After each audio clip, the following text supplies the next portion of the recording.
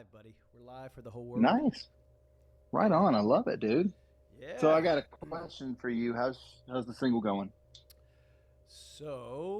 The song Floating came out Friday, Yep. and I was terribly unprepared as ever. I've done no preparation or promotion, but you know what? Welcome. Yeah.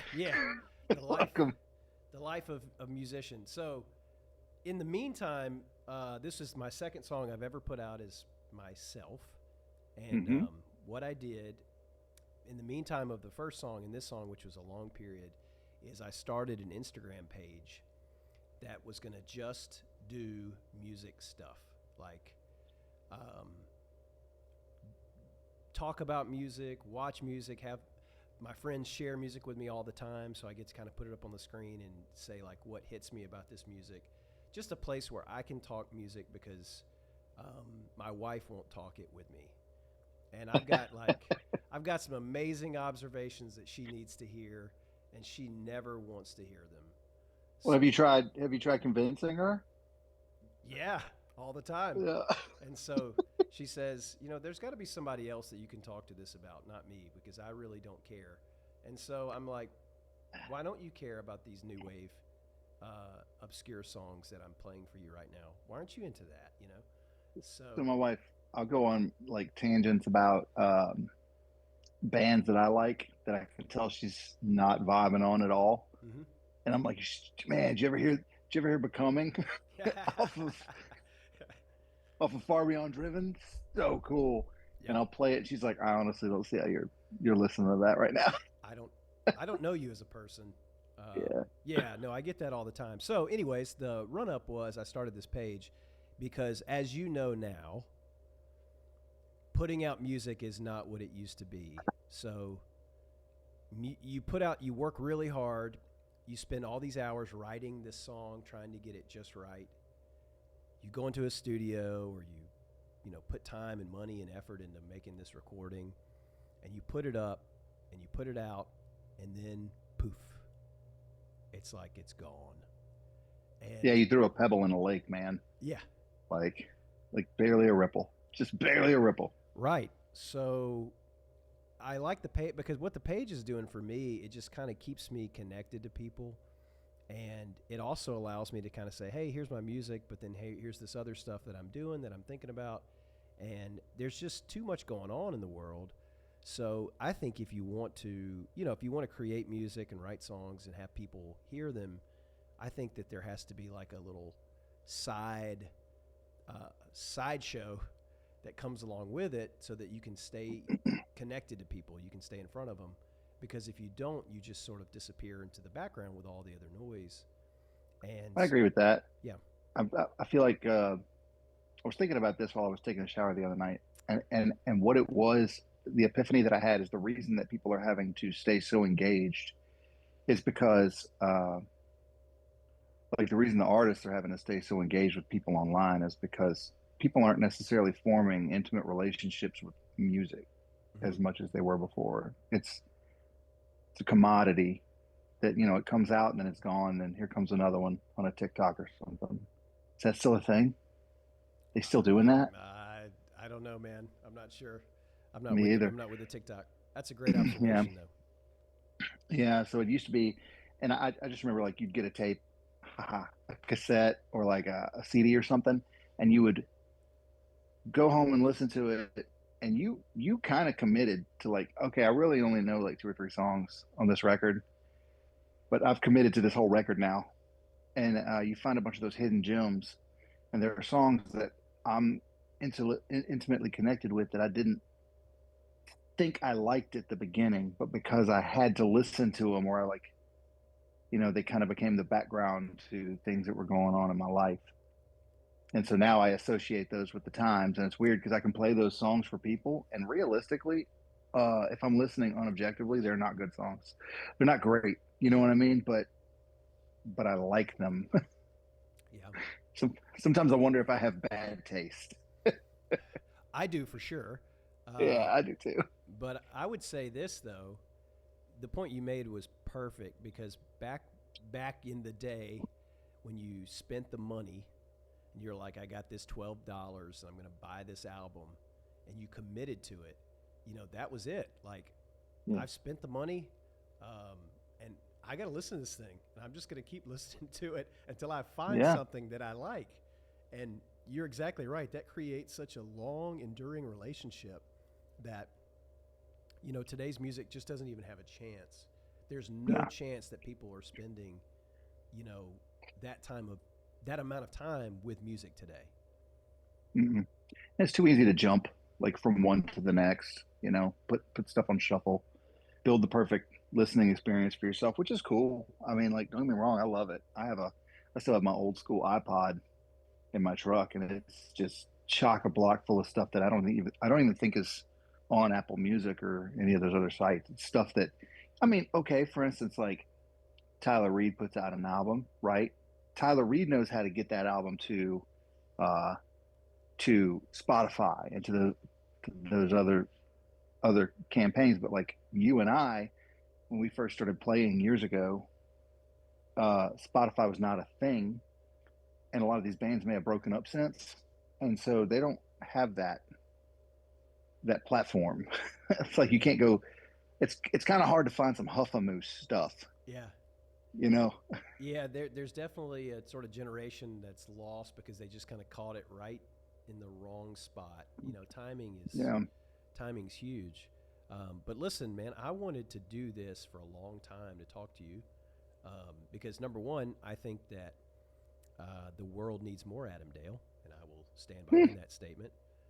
You Thanks. are, in my opinion, one of the greatest songwriters from our little neck of the woods, certainly of our generation. Um, and so I think with all the people that love everything that you do, I wanted to give people a little bit about your story and how you came up in music. So, Mm. kind of take me to the very beginning. Like, why did you even start playing music? I always sang. And it's funny seeing it now because I see it in my daughter. She does it too. They just walk around the house and sing. They sing, sing, sing, sing. And I remember I just sang a lot. And at a certain point, my sister got me this little karaoke machine. And you could get these little tapes that had like the the lyrics removed. They were like the karaoke versions, but like some Garth Brooks and some, man, who else did I have? Some Kenny Rogers. And I would, just put them in and I'd sing. And then I think at a certain birthday, my mom got me a guitar. I was probably 14. I was in my Cobain era, and she got me a guitar, and I took lessons for about 9 months, and the cool thing is like this was not planned. Nobody saw this, but there are people that when they get a guitar, they're going to learn. You're going to learn some Skinner. You're going to learn AC/DC. You're going to learn stuff. I didn't do that as much. I was like, got this guitar, learned a couple of tunes. What can we write? And then it just started from there. Like I just started coming up with stuff, and I've been doing it that long. Um, but no, I didn't. I never had a writing bone in my body before that. I don't think. So But it just, surely though that must have expressed itself in another way, though, right? As far as the creativity, I mean, did you always know yeah, that was around? I was creative, but I mean, some people call it weird. I did weird stuff. Yeah. Um, I think I went through a phase where I was writing like this poetry, but it was not poetry. It was essentially stream of consciousness, and it if I looked back now and read it, it would seem like a fever dream that someone was having of a Mad Libs. Right. Realistically, Yeah. It's a yeah. I mean, it was something to get haiku. a giggle out of people. Yeah. Yeah. But now after that, I just started writing music, and then my music teacher at school, because I was in band and choir, she had just kind of gotten some recording equipment. It was like real early stages. Like It was one of the first standalone digital recorders. It wasn't done on a computer. It was just like a whole digital thing, and she had figured it out and asked me to come over. And she worked on a record with me, and I put this album out. No click, nothing. So It's rough. multi instrument. Say again? It was multi instrument. Yeah, it was acoustic guitars. There were like some keys that she played in it, and like there were some drums that she put in it. Um, but from the keyboard with no click, Okay. like Okay. it's wild. Yeah. Yeah. I'd love to hear this. I would love to hear this. Yeah, and then at the time, I think we had like an inkjet printer at the house, and I made like an album cover and put out a tape. It's a cassette. Ooh. Sold a couple of them, There you man, go. There you and go. then joined a Christian band from Ruston and played over there in a praise and worship band for a little while I went to school, and then Were you in high school or were you in college? That what was like? What was what when you went to that was in Ruston? high school when I made the cassette, and then when I graduated, I got a music scholarship to Louisiana Tech. Okay. Uh, got there and had joined this band called Shoeless. Really great people, and praise and worship music. Uh, all very nice people. Great group of people. And then they split up, and I was in my first year of college, and hated music. hated I hated going to school for music because it's music theory is completely different from just music. Like the more I have to think about music, the less I don't know. It's intimidating. I can't say the less I like it. I like that people can do it, Mm-hmm. and I have people that I know. I mean, Kyle Roop. I'm sure that dude knows tons of theory. Mm-hmm. Yep. Lots of numbers. You can throw some Yeah, numbers at lots you. of numbers, plenty of scales. Not this Well, guy. yeah. I say that sounds weird or that sounds pretty, and that's the route I go. Um, but then, yeah, after that, I met up with some of the guys that used to play in a band called Pulver, and they kind of recruited me, and that was Trey and JC, and we started playing music. That's when we came the tragedy. So Pulver, were they doing heavier kind of stuff? Yeah, they were. I don't know what you would call it. They were just like I don't even know what you would call it. Uh, Trailer trash metal. And Like it was awesome. and so their idea was, hey, look at this guy in the praise band. Let's get him. Yeah, I think interesting story. I met Trey one night at a church Wow. in Mendon, and it was years before we ever met. It was years before we had met and played music. And I remember I do not like this guy. I hate this guy. And we were at a church, and our buddy PJ, mutual friend, I said, "Hey, I'm thinking about starting a band. Do you know anybody that plays drums?" "Yeah, my buddy Trey plays." So where's Trey? Well, do you have his number? He's like, "He's right here." I turn around, I'm staring face to face with this guy. Like I'm a big guy. I'm 6'4", so I don't stare face to face with a lot of people. And he is also 6'4". And you've met Trey. Many times. Trey seems like he's got something to say about you. Like when you're talking to him, Yeah, he just looks at you, like, yeah, like he's studying you. uh huh. And Yep. anyway, so I was just telling him, hey, just want to get together and kind of play some music, and got a number because cell phones didn't exist. And I remember the first time I called the dude, I called him, and he picks up the phone, and there's dead silence. And I was like, hello? Yeah. Hey, is Trey there? Yeah. Is this Trey? Mm-hmm. And I just hung up. I hung up That's because I was perfect. like, nah, man, that's not for me. That's weird. And then later on, one of the guys that I was playing with in Shoeless, Russell Moore, knew Trey. Apparently, he knew him from Doyleen, and that's where Trey was living. And he was like, we should bring my buddy Trey over, play some music." And then I was like, this is that guy that I met. And anyway, we hit it off after that.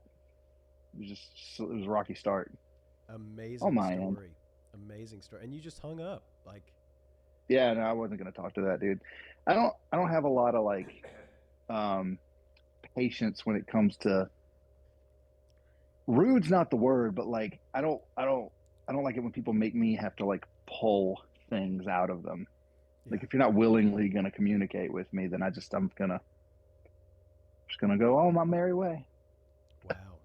So you reunite, I guess Hmm. back in Ruston, That's right. and then what happens? Because that part I'm unsure of. Well, after we reunite, we were a three piece. It was me and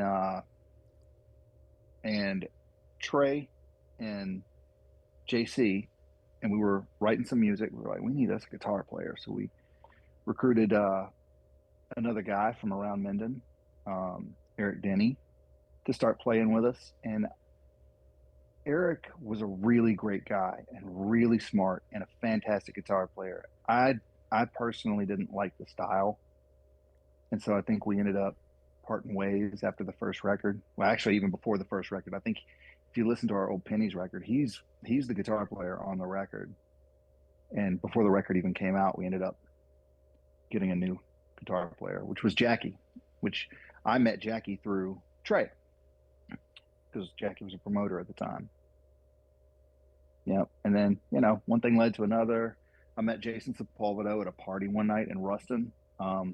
He was the coolest person I've ever seen. And I mean that. Like, he was just the coolest person I've ever seen on a stage in my life, maybe to this day. And he gets off stage, you start talking to him, and he's like the embodiment of Matthew McConaughey if he could Mm-hmm. sing and play. Yep. He's just so smooth. Everything he does. Mm-hmm. That's cool, man. Yes. And then Yes. when we needed another bass player, everything kind of fell through with JC. We're like, you remember Sepulveda? I wonder if he'd be interested. So we kind of reached out to him, and he was like, "Oh yeah, man." And from there, just Yeah. kind of went until it didn't. We played for several years. The timeline gets fuzzy because at a certain point, as you know, you're just running. You're Yeah. just Well, getting gigs and writing. so the what about from the recording standpoint? So take me like what was the first couple of recordings?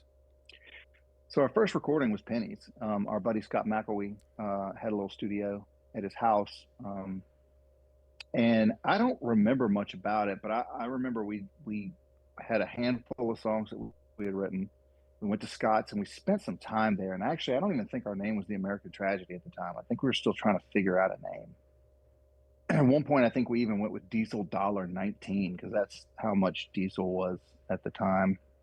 That's a pretty good deal. And then, To be honest with you. yeah, and then our buddy James McDaniels said he was in class and I don't know, the words the American Tragedy got mentioned. And we were like, that sounds dope. That's it. So That's that's what we us. went with. And Sign us up. anybody who's heard that record knows that it's rough around the edges and it's very amateur, and I think that's charming in its way. But also you had like four people who didn't know what they were doing stylistically, which is also still pretty cool because I'm still that guy. Yeah. So when as the band is like in this era, like who are you listening to or what is inspiring like the group? So we all kind of were coming from different places. Uh, Trey was definitely listening to a lot of he was listening to music that was a lot heavier and crustier than I was. You know, the timeline is fuzzy for me, but like I know he was into real heavy bands like Chimera and Converge, and I was into, I was into heavy music too, but not like he was. I was more of a singer-songwriter background, so I was coming from Jim Croce, Paul Simon. Uh, I loved at the time Smashing Pumpkins was one of my favorite records. The Melancholy and the Infinite Sadness. You and I have talked about this. It's, hands down, I think will go down as a classic album that people will talk about forever, in my opinion. I agree. That's People talk about Beatles albums. This was this was their album. So anyway, it's kind of stuff I was listening to. JC, I think, was into hip hop, and I know that Eric was really into Pantera, which also, we all like Pantera. You're insane if you didn't. Hmm. So, Yeah. but yes, we were all kind of coming from those different backgrounds. Trey loved 311. That was another one. Yeah. You know, Yeah. yeah, Well, and in this time though, something's happening, right? Because people are starting to show up. What's that like? yeah. That was weird. People started showing up to the shows. Um, I think at the time you had a band that was kind of like loud and heavy with a singer that sang.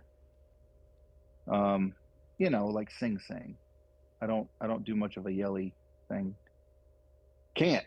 I'm not great at it. But yeah, people started showing up, and we started getting some notoriety, and we actually started paying our bills at this place that we were all living at, you know, with show money. And then by the time we got Jackie on board, Jackie was already Jackie's mind works in ways that mine cannot. He has such a great business acumen, and he's a great promoter. So he knows how to strategically do things. So at this point, he starts reaching out to people and using his contacts. We start booking more shows and then fanning out. Next thing you know, we're in Houston and we're playing in front of bigger crowds, and those people are coming to see specifically us. And then we're in Baton Rouge, where kind of where I'm living now, and we were, packing the house out. It was interesting. Yeah. Yeah. Yeah, just a quick interjection. So, during this time, I'm going to school in Mississippi. So, I'm really kind of disconnected from tragedy's rise. But I come home one weekend and a friend or somebody tells me and they say, "Hey, this band's playing. We should go watch them." And I'm going, "Okay, yeah, whatever." And at that time, I was playing a little bit of music. My brother was very young, so we're just fiddling around. And so we go out to the show, and it is you guys. And my jaw has just hit the floor. Like when you guys started playing, I was like, "What am I watching?" I was just thinking, like, this drummer is like standing up, and he's gonna break his drum kit. Like, this guy is insane. And I went home and I told my brother Jordan about it. I was like, this drummer, he's just like going, just doing all this crazy stuff. And in a big way, you could tell that influenced him.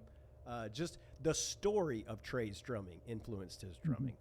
And so I'll let you get back into going into the next record, but I just wanted to share that my first time seeing you guys, I just had no reference for it. I was like, "What is this? This is insane!" And so, anyways, that was like my first introduction to the band. But okay, so back to the next recording. Where did that go? So we actually started getting, believe it or not, there is technically an album that we were working on and writing that never got made. So it was somewhere in between JC's exit and us getting Jason, and we had started working on a lot of material, and we were planning another album. We actually recorded two or three of these songs, and with a gentleman in town, we weren't loving how they were coming out, um, to be honest. And a lot of that wasn't him. It was the arrangements. I don't feel like these songs were doing what we needed them to do. Well, then whenever JC left, like I said, we scooped up Sepulveda. The guy's brain, it does not operate like other people's brains, and it's the same thing I was talking about with music. Like, there are people that can say, "Oh, this is a natural third or whatever." He doesn't. It's not in his lexicon. He's just playing it how he feels it, and it's something else, man. Like, some people are just blessed, and he's one of those dudes. And I'm a huge fan, obviously. So here you got this guy, and he injects his ear, his knowledge, and his energy into some of these songs, and some of the songs just weren't working, and we kicked them to the curb. And then we got brand new songs. Let's write new songs. We kind of just went all out on it. And then we took out a loan to go make this next record. We borrowed money. And I think we were playing around Dallas, and I remember hearing, oh, we were playing with Bowling for Soup a lot. We were doing a lot of show swaps with those guys. We were bringing them to like the Pinstripe Lounge. They were playing to nobody, and now they're just humongous. I mean, it's bananas because those dudes are so good. And and so they were telling us about their album that they had just made, and the guy that did it, Eric Delegard at Real Time Audio in Denton. We were listening. Like, man, that sounds great. And then we got a hold of Edgewater's album from Dallas. Eyes wide shut, running through my brain. I was like, this record sounds great, and it's the same guy that did it. So that kind of cemented the decision for us to go to Real Time Audio. Mm-hmm. And Eric was so good. He was so clean. Everything he did, real smooth. He was real streamlined. You know, had everything set up for us when we came in. Got us a lot of different options. He knew what he wanted, and we told him we want this sound, like a rock radio sound. We want it to be a polished product. And dude, he went and sourced a new microphone. He was like, I got the microphone for you in mind. He went and got this new microphone, borrowed a bunch of amps for us so we can try them out. And then once we had kind of gotten all the tones and everything together, he after he mixed everything down, he mixed it to 2-inch tape or 1.5-inch tape. I don't know. I still have those tapes. They're probably completely ruined, but I have the actual reel-to-reel tapes that they were tracked to.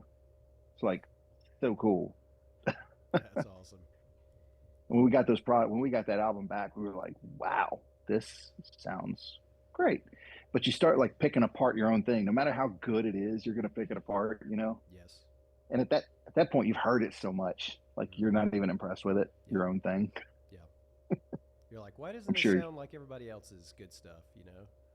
Say what? You think in a way like it doesn't sound, I mean, even though it sounds amazing, you're like, this doesn't sound like these other people, you know? I don't know. That's the way that because you're hearing you. Yes, that's what Yeah, it is. yeah. Because like I'm hearing me, and I'm like, yeah, I shouldn't be doing this. Right. This is somebody else's job. This is something somebody else should be doing. Yeah.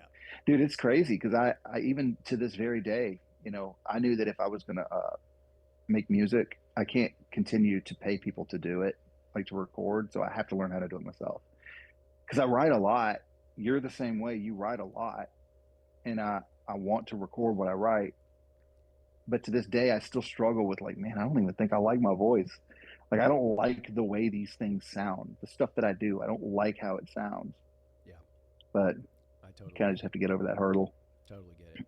Okay, so you got this shiny new album, and at this time, I want to say that we have certainly met, and you guys have played. We've played some shows together. You've taken us out of town for the first time on a little getaway on the weekend. So we're now, at least the band that I was in is now. I'm running out of time. Is saying. It also dawned on me that I skipped over an album, but that's fine. What was it? The soundtrack. It was like a really short little 6-7 song, and after the soundtrack, we started working on new material that we didn't really feel confident with, and then that's when JC made his exit. So we took some of the songs that were from the soundtrack that we had been reworking with Jason and used those on the newer record. So man, these kind of fit with this record a little bit, and I like the way he plays them better. So we'll just, kind of parlay that into that and then fill in the gaps with some newer, better material. Yeah. But yeah, so I'm sorry. Just a shiny new album, you were saying. Yeah, shiny new album. And we'll keep going. I think this thing will expire on us, but we'll just we'll try to start a new session. If that's all right. Okay. Keep going for a little bit. Because, man, you got it. You're cooking right now. So you got the shiny new album, and what happens, like, what's the sentiment around the band? Like, what's next? Well, oh man, we're gonna be superstars, dude. I mean, we just kept in our minds. It's probably the same for you when you were growing up. Man, we're gonna get a record deal. It's a record deal, and at that time, I think that was actually starting to go away. I think the idea of, a band gets picked up and developed, they wanted it to come fully developed. They wanted it to come with its own fan base, merchandise, the whole nine yards, your logos, your look, your music, everything. So, um, yeah, I think for us at a certain point, we were enjoying kind of living the bum rock and roll lifestyle where we go play shows and we meet people and we hang out and we have a good time. And the beautiful part is, we all liked each other. So there was no weirdness there. We just all got along, could laugh at each other's idiosyncrasies. So there's a lot of them, a lot of them. Our band was rife with them. I'm sure y'all had y'all's fair share too.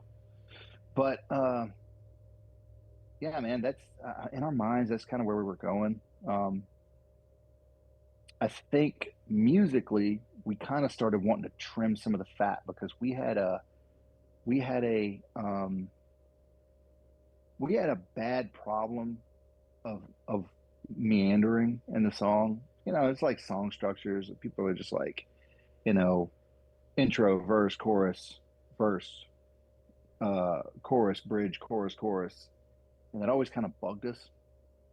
And we wanted to create like more avenues and nooks and crannies in the songs. And I think at a certain point we thought, man, let's just try to streamline some of this stuff. What if we tried to play it straight a little bit? And that's kind of the direction we went whenever we went in and did the side A EP. And at this point, Jason had quit, and we were using Ryan, and he was fantastic too, man. Ryan Doherty, such a great dude, a lot of personality, great voice, still a great musician. Absolutely. And we went to my buddy at Dockside Studios. This is after I had recorded like a solo record with my buddy Corey Ritchie at Dockside, and we went back there to record this side A stuff, and it was just four songs. But honestly, we were so proud of those four songs. Like to this day, I'm still like, man, these four songs are solid because Yeah. they're just to the point. For the most part, it is just to the point. So we Sound felt achieved there, but we set ourselves up for it's like a to be continued. So we did a side A. We were going to do a side B. Well, we did do a side B. Side C, side D were the plans, and we were going to put out a uh, two record vinyl. So you would have like you know four songs on each side. That was the original plan, and it's still not dead. I mean, we can still it's still possible, but it is much harder for us now that we finally did quit playing. Trey moved to Idaho. hmm Jason lives in Shreveport. Ryan lives in Longview. Jackie lives in Shreveport or Stonewall, and I live in Baton Rouge. So it's just calamity for So, us to get together. but it is safe to say that it's still on the table for side C, side D. Is that right? Sure, Yeah. always, man. Yeah. Look, I love those guys. We'll always love those guys. Those are brothers. Yeah. Yeah, I mean, you've been in a band. You've done your fair share of touring. You've actually been on legit tours with big acts that man, I'm not gonna lie, I was jealous. I mean, y'all went on tour with Chevelle, Yeah. um, Yeah. Puddle of Mud, hmm and these are big tours Yeah. and great shows, great opportunities. And I'm sure you and all your guys have great stories, and y'all have ridden it together, and you went through some things together. And I mean, that's a beautiful thing, really. It's a fraternity of sorts. It is. It is a very So, special relationship.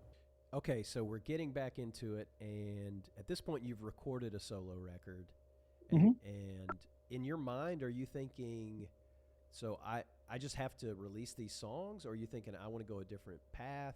Like, why does the solo stuff come about originally? Well, because I think at the time, Jason, I think, was getting ready to have a kid. They were trying to have a kid. Um, Eli, I think 18 maybe. Woo! I know, right? So long ago. But happy birthday, buddy. But at the same time, I was still writing music, and I didn't feel like a lot of the music I was writing was meant for tragedy to have, just because it wasn't really in the same vein. Um, and so, I had some other friends around that area. This was in Lafayette, and Corey Ritchie had started working at Dockside Studios and was kind of looking for an album to make. I think it was going to be more like he wanted to make an album to flex a little bit about some knowledge that he knew, because he liked me as a songwriter and thought that he could make a really good record. And he did. It's a great record. I love that record. I think it's beautiful. And especially like when you listen to it now, how um, organic a lot of it is, Yep. because we make so many records now, and we use so many plugins or modelers or whatever, but everything was just so real. And Yeah, and this haven't record, really. the name is.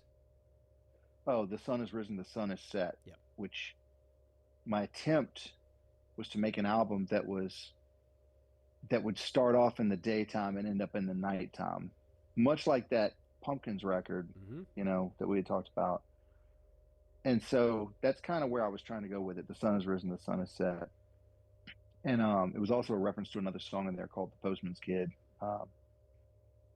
But either way, we spent a lot of time on that record. We lived at that studio for a little while, and I'm grateful because I get to look back now and listen to that and think this is so good. There's things I wish I could have done better, but it wasn't anything he did. It was more of my performance in certain things. Um, that was my first time really getting to sit in the driver's seat, of making this record. And hey, what if we did this? What if we did this? You know, yeah. So that was the first record that I ended up making. Um, And then after that one, I had a whole bunch of other songs, and I made another album called Now This Is a Party. But this album was started off more as just some demos that I had worked up at the house as I was trying to learn how to use. I think at the time it was Cubase. Mm-hmm. I was using Cubase, and I had no working knowledge on how to make an album, how to record, nothing. So it was a heavy learning experience for me. And yeah, I think at this point, Trey had already moved, and I was living in Baton Rouge. So yeah, we everybody was pretty much just scattered. And And it, so I it thought, let me just try to do this record myself, and I did. Um, and that's one record that I look back on now, and if I listen to the album, I enjoy it. I think it's charming in its simplicity, but I really want to redo that record with like bells and whistles, mm-hmm. you know. Absolutely.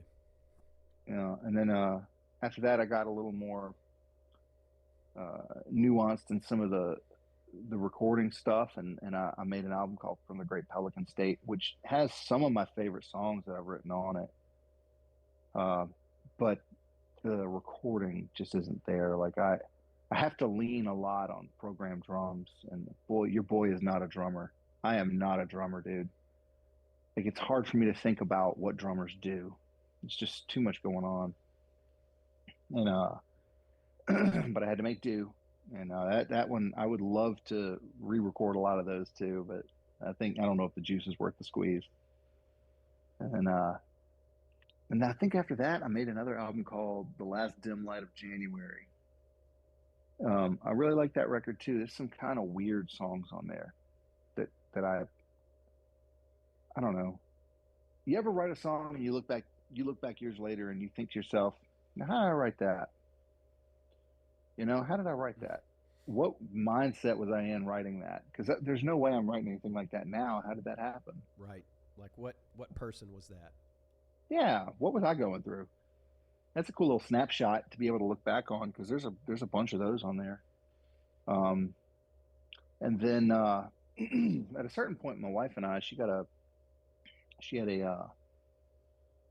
travel nursing assignment to, um, where was it? Marina Del Rey. in California. So we moved over there for about 6 months. And I just, you know, I didn't have a job. So I'm there to help her at that point. I'm writing and writing and meeting a lot of people and trying to write with them and do co-writes. And, honestly, it was a great experience. Met some great people doing that. And then I came back kind of renewed. And I thought, I'm going to make a new record. And I made Cats and Dogs. Not too long after that, my timeline's probably all jacked up, but this is somewhat it.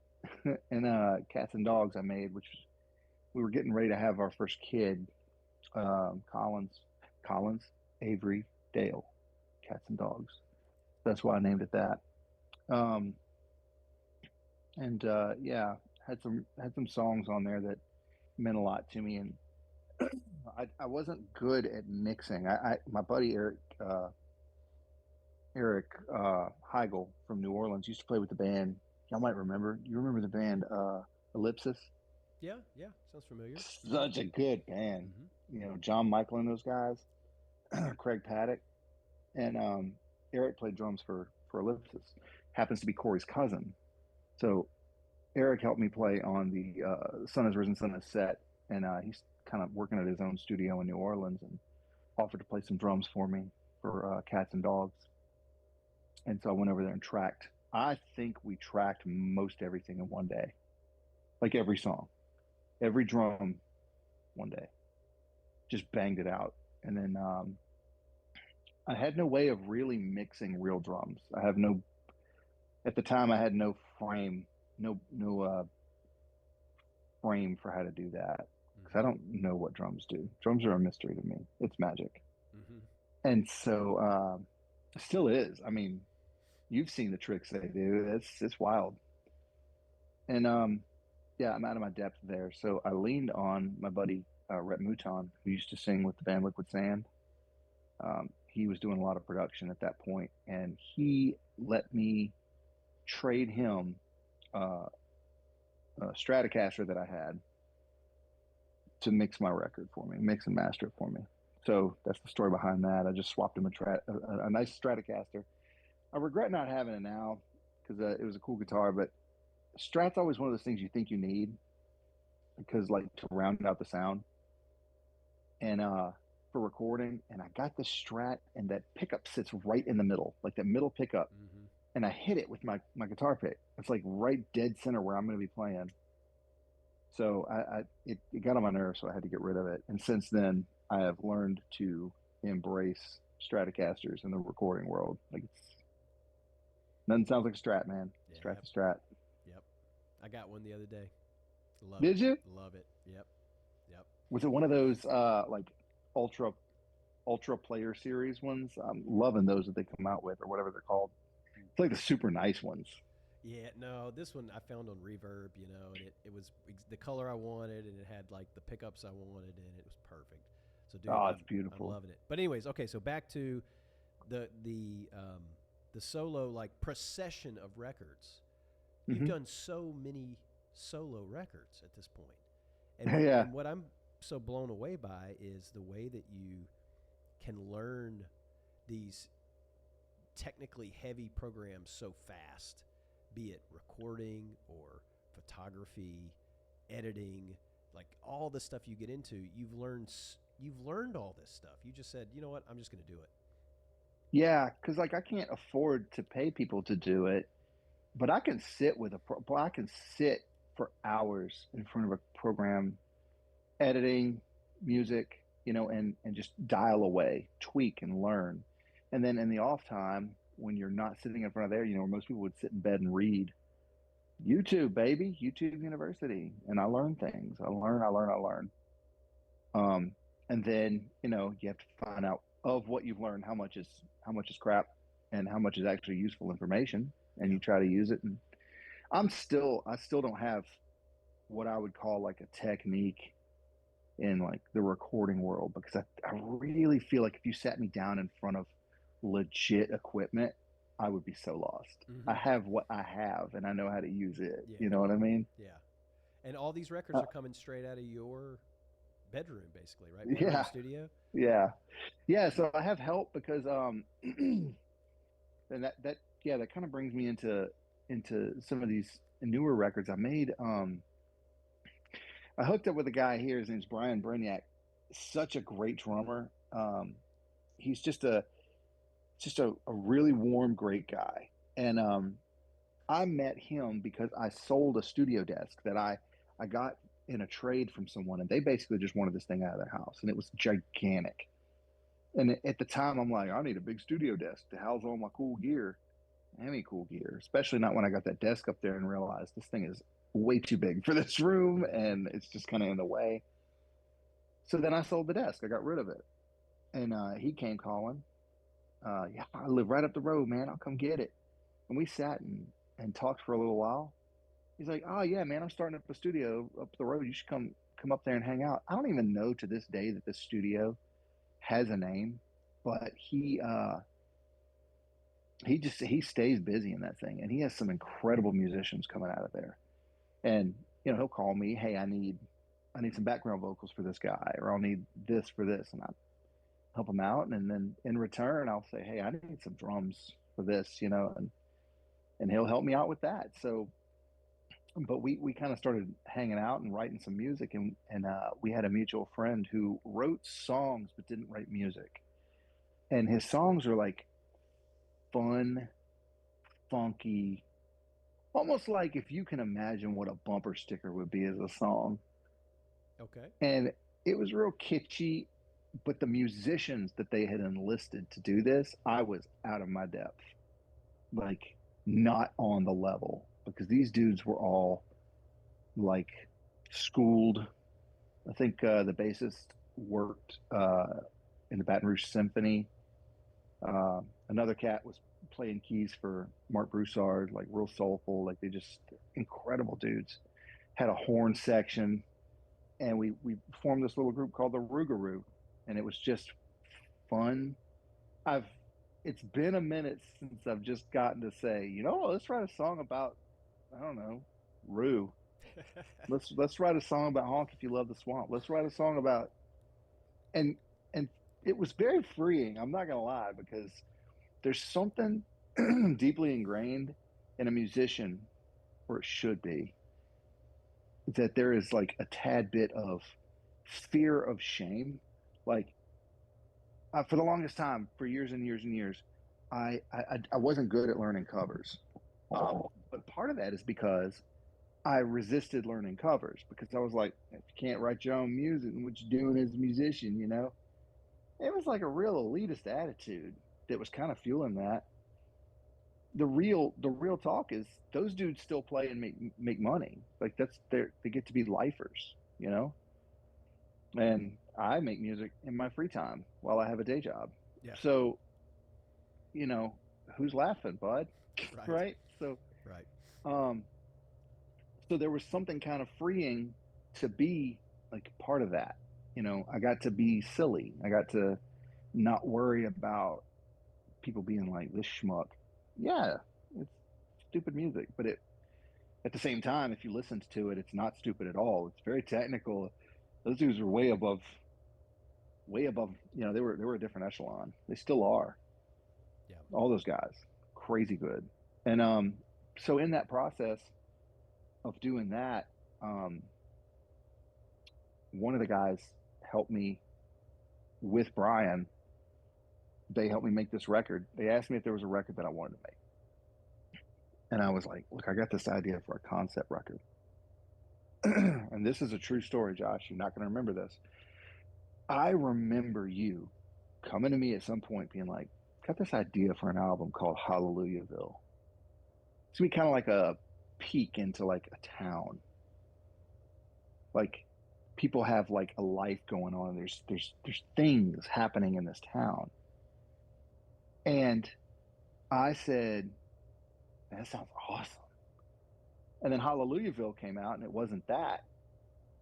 And then I asked you later on, hey, you remember when Hallelujahville, you this and this and this? And you were like, I don't remember that. Yeah. That sounds about right. And Yeah. I was like, perfect. Uh Because huh. that's what I'm doing. Yeah. Like, because I have this idea I want to make kind of about, it's a fictitious story about a town. I mean, based off of the town that I grew up in, Minden, Louisiana, and basically telling the story about there was a radio station there. This was always the rumor growing up. There's a radio station, and it is. There's a radio station, KASO Radio. It's a great little station sitting right on a pond, Turner's Pond, and I think at a certain point it was bought out by a group of evangelicals, and they were scared. You know, rock and roll's the devil. That's the thing. Rock and roll's the devil. So they took all the records, Elvis Presley and Buddy Holly and all that, and they threw it in the pond, and it's just down there at the bottom of this pond. And I thought, what would happen if these things it just sat there for a long time and just waited for the right time to come up and be influential? And it's kind of, the devil comes from the pond, walks on the land. That's the story. And so I kind of painted this whole album, and it also helped me because I'm not good at staying in a lane. Like, I like a lot of music, man. I don't know why. I just got to do a thing, you know. Who's that guy that nobody likes anymore, but like everybody loved him at a point? He had that album, Heartbreaker. Talking about Uh, Ryan Adams. Ryan Adams. Like, hate him or love him, the dude's incredible.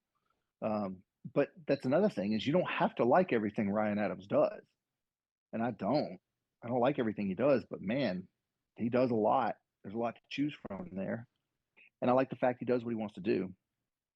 So I thought, you know what? I'm just gonna do this record, and so what if it's all over the place? So in order to get it kind of all over the place and tell the narrative of the story, I had to add these commercials in there. Like the whole thing takes place narrated by a radio station. Mm-hmm. So as I got to do this, I got to do a lot of this at their studio and then take it home and tweak it and play with it. Honestly, that's been one of the most fulfilling albums I've ever made, ever. Yeah. Just, I felt like everything happened for a reason in that recording. Like everything was where it was supposed to be. There were really not too many lucky surprises. Yeah. Just Well, it's a great amalgam of genre. Like you've got a country song, you've got like hard, heavy blues on there, you've got like airy pop songs. I mean, it's just this great mixture woven together with the radio station bit. And man, I love it. It's a fantastic record. Shadowtown, thank you. everybody. Yep, Shadowtown. I fight the urge often to like. I felt like I was making a Stephen King book. Like he's got these little places and characters and there's things. And I fight the urge to make a sequel to the album because I'm like, you're not going to do that. You're not going to do it, and it's gonna fail. Like it's not. I don't know. You sometimes the sequels just were unnecessary. You know, and so yeah, I fight that urge a lot. But after that, I got to make man. After that, I forget what I did. I think I made an album called was it called Everyday Ghosts, or did I have one before that? No, I did have one before that. It was called it was one with Neon Highway, Money and Everything. Mm-hmm. I don't remember the name of the album. It was Neon Highway. I don't think it was, Oh, but I don't know. Like this is how you know. that's Like you got your hand in too many things. So but yeah, that album, I really love the songs on that record. I really do. And I feel like, I had that song Buried Treasure, and I like the song Responsible a lot. Responsible was a song that took me probably 10 years to write. right. And I don't know why. It's because I think you're writing a song and then you get to a certain point where you're not happy with like the transition or where it's going, or it doesn't flow right. And then you kind of put it up, come back to it, still not working. And then one day I came back and I was like, and here's the bridge. you know, Finally got a bridge. Struggle with bridges, man. Struggle. And so after that album, I think I made the Everyday Ghosts one. and I really like the songs on that one too. But I tried to take a more songwriter approach uh, because um, I do a lot of stuff songwriter. Like I primarily will listen to songwriters, you know, but I don't find myself uh, edging the recordings that way, and I don't know why. So I kind of took a step back a little bit. Let's not hit these drums too hard. Let's not, you know, you don't have to have a lot of loud guitar and everything. Let's just take a step back and let the song be the song. And yeah, yeah, had a good time with that one too. And then recently, I just put out the Lazarus EP, which was kind of like I got MXPX's new album. I was like, this is so good. I love this album so much. I Escape. want an album that sounds like this. Yeah. So it's just kind of, I already had the songs and I started like sonically leaning them towards, that vibe. So yeah, I don't know, man. You get too many ideas and too many different directions you can go, and it'll mess you up, and it kind of does for me. Yeah. I know you're a pretty eclectic listener. Also, you've turned me on to some stuff that has become my favorite stuff, like Jonesy. You turned me on to that Jonesy album. That album that should be up there with some of those classic albums we talk about. And I don't know how many people actually know that album. Yeah, I think that growing up, we were probably in the same musical minivan. I know that we'll talk about music, and it's like, hey, Phil Collins. Yeah, I love Phil Collins. I love Phil Collins. Both sides of the story, man. It's a great album. Yeah, like I mean, everything from the Cure to the Depeche Mode to the Pumpkins. Uh, Yep. we connect on so many bands, and it's interesting because obviously we're very close to the same, very similar in age. So, but we also kind of like the older stuff and struggle at times with the newer stuff, and we're talking about it and we're complaining and like old man, Damn kids. old man yelling at cloud about these new recordings and what we don't like. But I wanted to ask you this because obviously the catalog is so broad and so deep. But what do you feel like you've gotten better at as you've gotten older, as a writer, as an artist, as a performer? Like, what do you think is better than it was, when you started? Um, Better. I would say the thing that I've gotten better at that I feel like is also the thing I've gotten worse at. And it was a double-edged sword, but trimming fat from songs, like streamlining the song a little bit. And actually what's funny is your new single, Float Away. I remember you'd sent me that as a demo years ago, and I loved the song. I love it, love it, love it. But you get this demoitis of a song, So like the new recording, while it is amazing, is not too terribly similar to its original iteration. And I had a conversation with a buddy of mine who I'll send him like these demos that I'm working on. Hey, what do you think about this? Does this suck? Because you lose objectivity pretty quick when it's just you and your little bubble and your little hive upstairs. Um, so I'll send him a track, and I think I had sent him a song, and I can't remember which one it was. And then it was just a demo of it, and then later it made it onto a record, but I had changed it. I rewrote it, and he called me. He's like, "Man, I don't really like this rewrite on this." And I was like, "Really? You don't think so?" Because to me it flowed a little bit better. He's like, "Nah, I just don't. I don't know. Something about that other version." And I'm like, "Yeah, I mean, what do you think though?" And he's like, "I think it's like, what if the Beatles had rewritten Hey Jude?" And I said, "The thing is, they probably did, Yeah. like probably multiple times before you heard it." And he was like, "Yeah, I never thought of it that way." And I was like, "Yeah." So like, yeah, the thing for me that I feel like I've gotten better at is trimming fat from a song, but also I don't necessarily know that that's great all the time. Like sometimes a song, it's okay.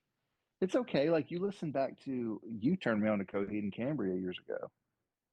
And I remember, in Keeping Secrets of Silent Earth 3, that was my favorite thing about that album is they just took their time. Oh, this song's going over here now. We're going to take a detour over here. This has nothing to do with the rest of this song. We're going to go over here for a little while. That's like a whole other part of this, amusement park we're going to go take a ride on. And then they'll eventually just kind of meander back to where they were going. And I've always loved that about songwriting. Um, I've gotten better at getting away from that. And I don't know if that's always a good thing. Now I have a hard time finding myself allowing myself to meander because I'm like, got to get to the point, you know. I That's don't like that as much. well, the self editor is like he's calling too many shots, maybe, like Yeah, directing guy, directing traffic. that's right. And sometimes you got to get that guy out of there and say, take a break, man. Hey, go punch out. Take your 15. Go punch out, man. Good smoke break. Grab a cup of coffee. Come back here in about 3 months and see if you dig this. Right. So how about this going forward? This is a heavy season in your life. You've got kids like riding Hmm. where they demand, they need you, that they need, dad around. You've got work that's like pushing you to the limit right now. A Yep. wife who's needing you. The family responsibilities are at an all-time high. Uh, Hmm. that said, how do you feel? Where is that space for you right now with music? How do you feel that right now? I don't as much, and I'm starting to see, as sad as it is, and I don't want to say light at the end of the tunnel because that sounds so, you know, like it's so terminal. I mean, like, I feel like a passing of the torch is happening because now I'm teaching my kids. I mean, I got one taking piano lessons, one taking guitar lessons. And I look at the one taking guitar lessons, and she has a beautiful voice when she sings. She's interested in writing music as opposed to learning other people's music. And she has that self drive, like, you know, sitting alone in your room playing. That's a key indicator for me because, like, if you got to make your kid, go practice, and then, it's I walk by and she's just plucking away at something and she's determined to learn it. And that's important.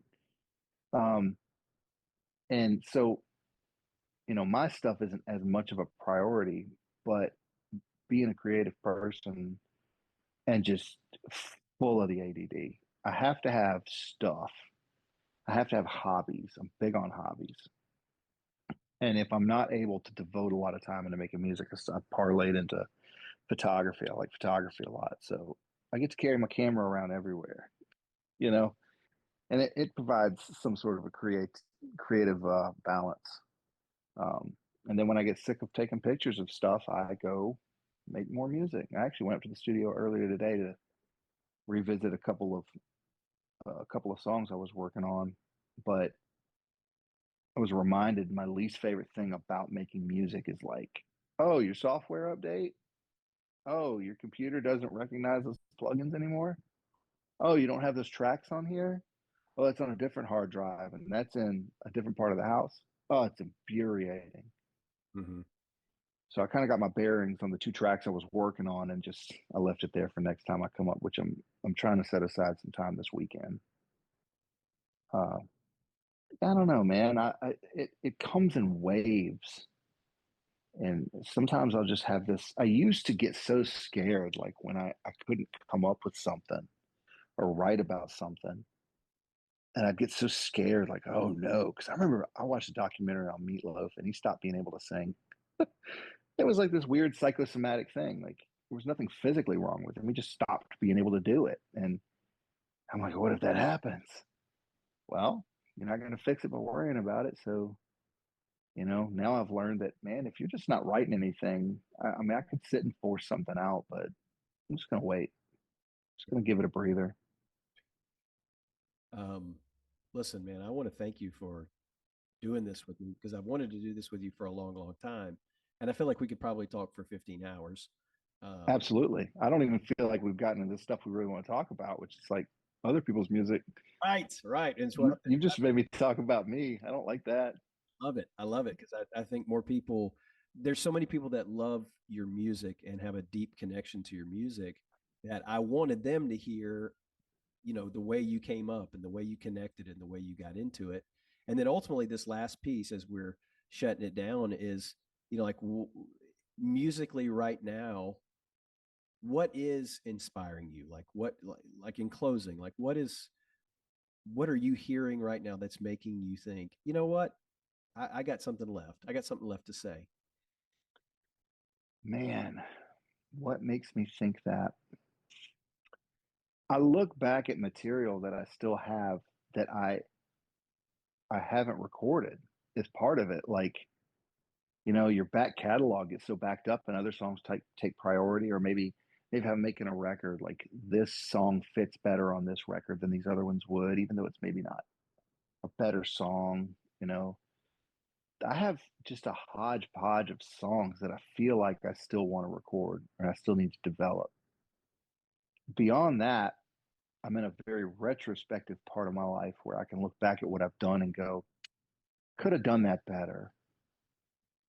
But some of those songs, they make me appreciate that I got to get that little snapshot of who I was at that time. Because I mean, you move through your life and you're there at every stage, but you're not the same person you were as you were in the previous one. So, you know, I can look at those songs with new lenses and glean a little bit more about myself from it, which is good. But in addition, I kind of would like to re-record some of them, and I just because like I'm like, man, these songs deserved better. It's like a burial. Like, yeah, you just deserved so much better than that. It's like Bob in Stranger Things. He deserves so much better, bro. So much better, bro. Okay. So Yeah. Uh, so I'm sorry I think I cut you off there. Apologize. no. What is a sneaky tragedy song that you think gets slept on? That's one of your personal favorites, real quick. Gets slept on and personal favorite. I always love bioluminescence. I don't know if it's sneaky. I love that one. And then we did one on the side side B that golly, I love the flame. That's on side A. But side B we did one that was called Me versus the Machine. Technically one of my favorite songs that we've ever done because there's just a lot going on and we put a lot of time into it.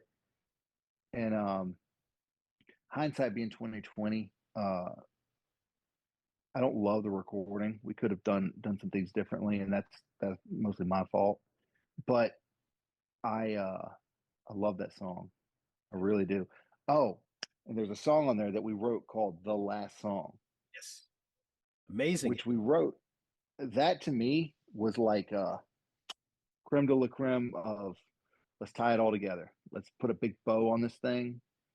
Uh, I don't know, man. There's some really good songs on those albums that I even sometimes I forget. Like I forget some of those songs, and then it'll pop up on a random shuffle or something. I'm like, oh, that's good. That's good. That's good stuff. I like that. But that's I would have to say bioluminescence was always one of my favorite ones. And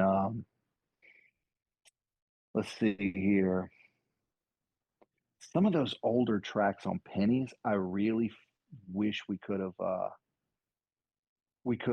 re-recorded those, but I feel like some of those we'd lose the charm on, and not re-record them because they weren't recorded well. That's you know they did a great job. It's just it was a time thing. Like I was probably what 19, 20 maybe. It was we were young, and I don't even think we had an understanding of the gear we were using. I think I was playing. What were we playing through? I had like some crummy modeling amp I was using, like not Kemper modeling, not like you know neural DSP like we're using now. I think it was like an old PV Bandit 212 Transpex Pro or something. It's a lot of hiss, all the hiss. Okay, so And sneaky Adam Dale song that's you think is slept on. I got a lot of them, bro. But no, there's a song called "The Last Dim Light of January" off of that album that I've always liked. I don't know why. On Cats and Dogs, I like the song "Quiet" a lot. It's to me, I I painted a picture of my hometown and the way that I saw it. I drove through and I sat on a bench in a park, and I haven't been there in years. And I sat on a bench in a park and I wrote this song, like just passing through. And I just remember thinking it's just so quiet here. And was it always this quiet, or is it just now, or you know, I like that one a lot. Um, on Shadowtown, I feel like hypothermia. I like that one a lot too, just because it's takes its time and it's dark. Um, Control was a good one off of that I liked a lot. Um, Off of the newer ones, there's a song on the new Lazarus EP called "Something or Something Else," and I like the song because there were times when I told myself not to reel it in on the on on the lyrics. Like I should have trimmed the fat in spots, but I kind of am glad I didn't. I let it kind of linger. I was describing. It was a song about like your current dating situation with people, and you know, we, there's just a lot of really broken people out there that we become, and then we just kind of expect people to accept us for who we are. Like take me as I am. If you don't deserve me at, you don't deserve me at this. If oh man, that's kind of I'm speaking from that perspective in the song. Like this is the person that I am, and I'm not a good one, you know, and that's I like that one a lot. And of course, there's I don't know, man. I like a lot of these songs. I did feel like a lot of them got slept on, but I mean, I feel like any musician's going to feel like that, especially when you don't have somebody out there. Nowadays, the go to is you make a single, and you just you have a team of people. I had somebody ask me to film them some videos the other day, and I was like, "You want to film a music video?" And he was like, "Nah, just want to film like 15, 10-second videos." I was like, "That's weird." He's like, "Yeah, I want to film them like, you know, film them portrait style on the phone." I'm like, "Well, that's painful." Yep. It's just it's a weird. So we've got just about a minute before this thing shuts us down. All right, Listen, it's been an awesome time. I've loved hearing this. I think people are going to love to hear it. And man, let's do it again. let's do it again. This time, next time, let's just talk less about me and let's just talk music. All right, sounds good, man. All right, bro. Love you. Take care.